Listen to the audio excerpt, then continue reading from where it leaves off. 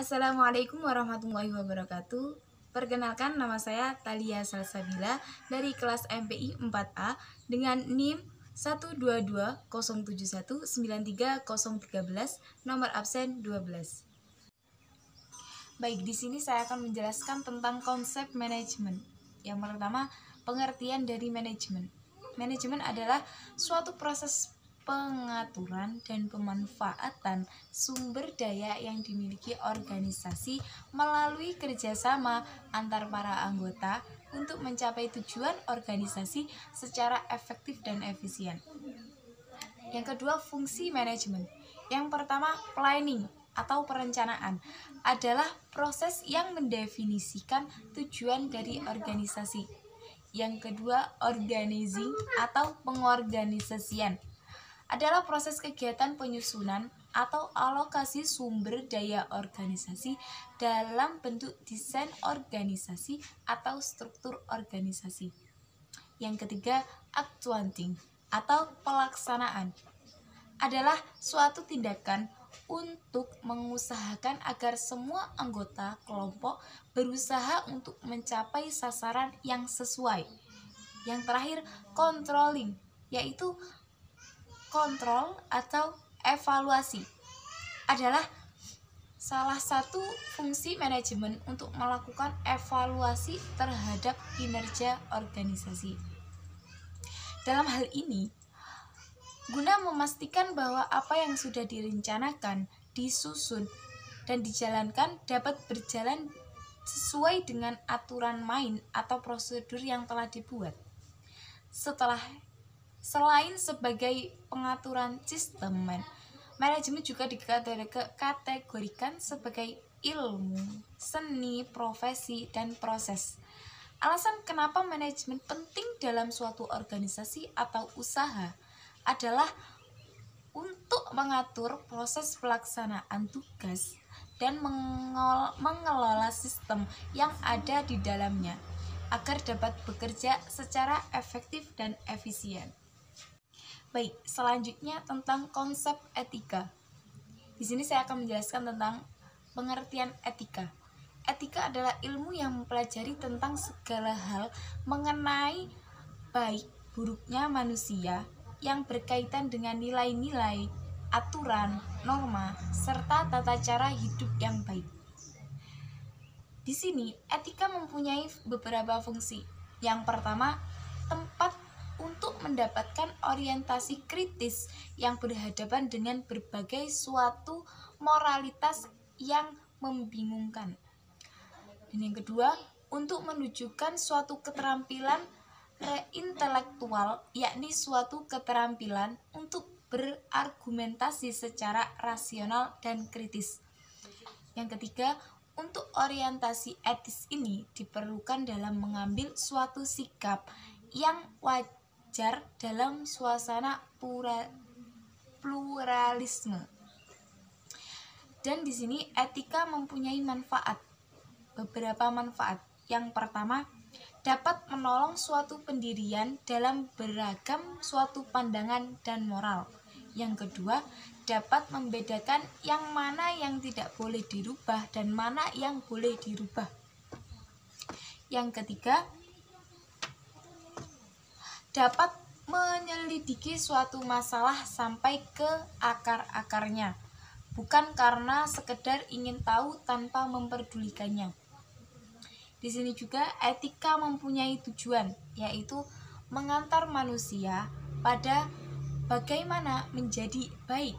Dan yang kedua, etika merupakan sarana yang memberi orientasi pada hidup manusia.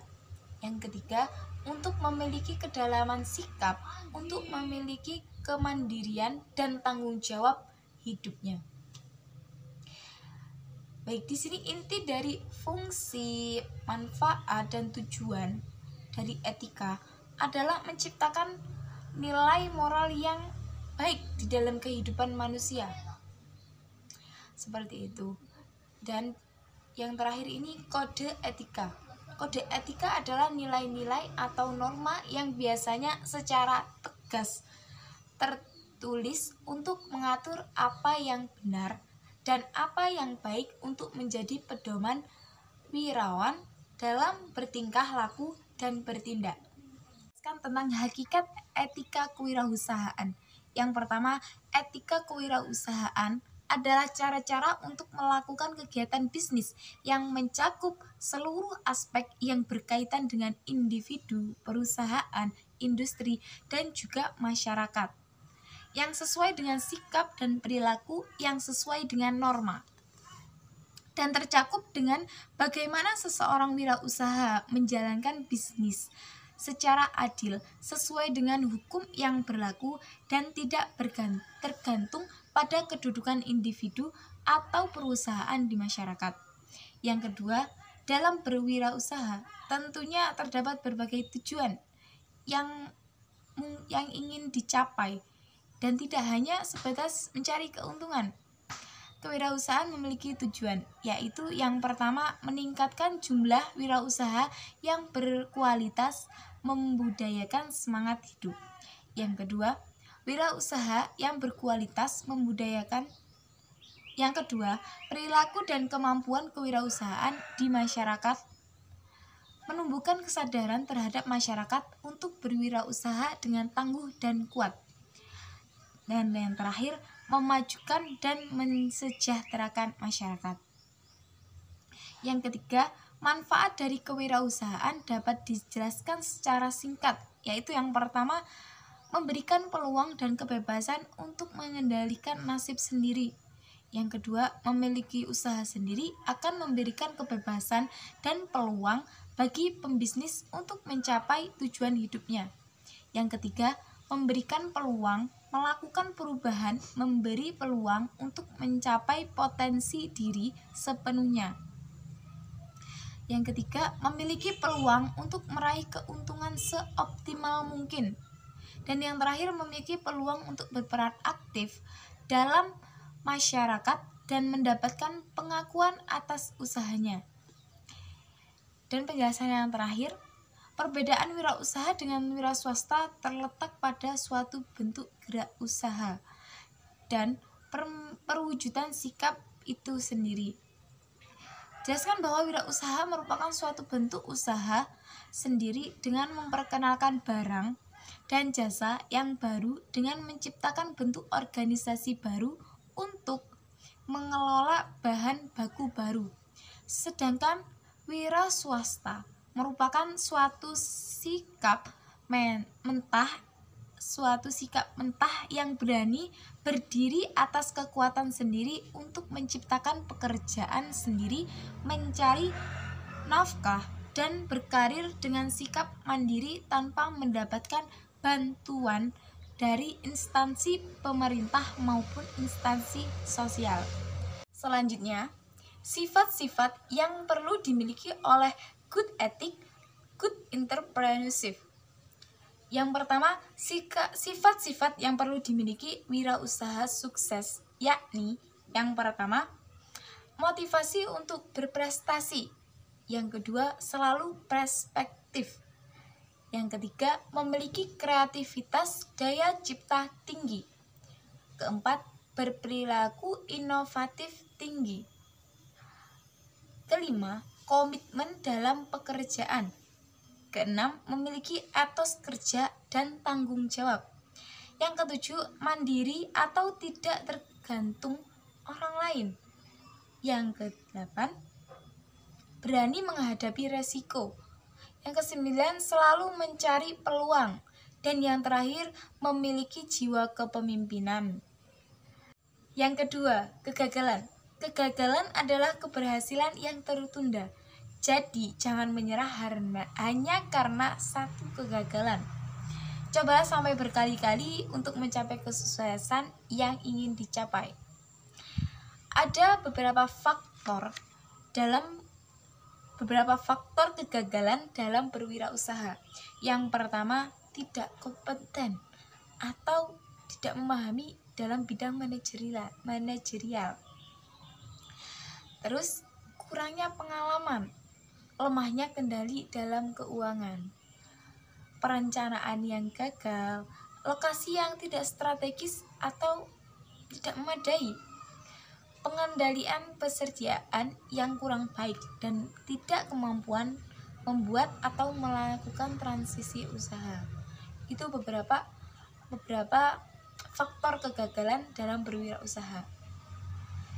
Yang ketiga, menurut William Bygrave mendeskripsikan tentang karakteristik wirausaha ke dalam 10 konsep yang disebut konsep 10D. Ke-10 konsep itu adalah dream, decisiveness, doors, determination, dedication, devotion, details, destiny, dollars, and distributed. Selain itu, M. Scarborough dan Thomas W. Zeimer mengemukakan 8 karakteristik wirausaha, yakni yang pertama, desire for responsibility, hasrat akan tanggung jawab. Yang kedua, preference for moderate risk, lebih menyukai resiko menengah. Yang ketiga, confidence in their ability to success, meyakini kemampuan untuk sukses. Yang keempat, desire for immediate feedback, hasrat untuk mendapatkan umpan balik yang sifatnya segera. Yang kelima, high level of energy, tingkat energi yang tinggi. Yang selanjutnya, future orientation, orientasi masa depan. Yang selanjutnya, skill at organizing, keterampilan mengorganisasikan. Yang terakhir, value of achievement, menilai prestasi lebih. Selanjutnya tentang etika menemukan peluang-peluang usaha. Yang pertama, peluang usaha adalah merupakan suatu kesempatan yang dimiliki seseorang untuk mencapai tujuan atau yang berhubungan dengan finansial.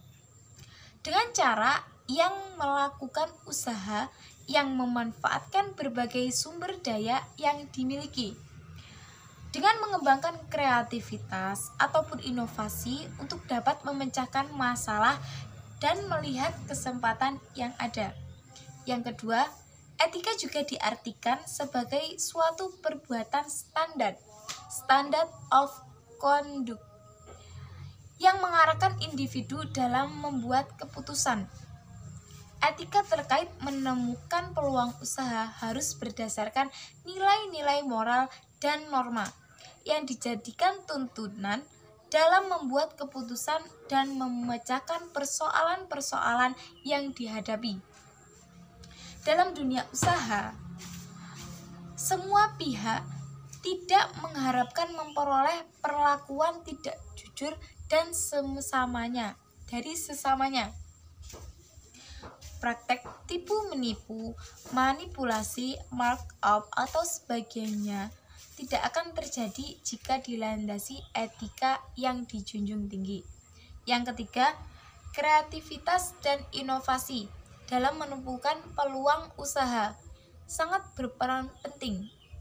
Seorang wirausaha dituntut untuk mampu berkreativitas dan berinovasi yang tinggi dalam mengembangkan usaha yang dijalaninya, apalagi menghadapi tuntutan pasar yang keadaannya berubah-ubah. Dan yang terakhir, sumber-sumber peluang usaha bisa muncul melalui hobi dan mungkin sebelumnya tidak disadari bisa dijadikan peluang usaha. Seseorang entrepreneur harus menciptakan ide-ide yang bisa menjadi peluang usaha. Ide-ide yang berpeluang usaha bisa didapatkan dari hal-hal seperti dari cita-cita. Baik, cukup sekian dari saya. Mungkin hanya itu saja yang bisa saya jelaskan untuk saat ini. Dan mohon maaf apabila ada kekurangan. Dari saya, Assalamualaikum warahmatullahi wabarakatuh.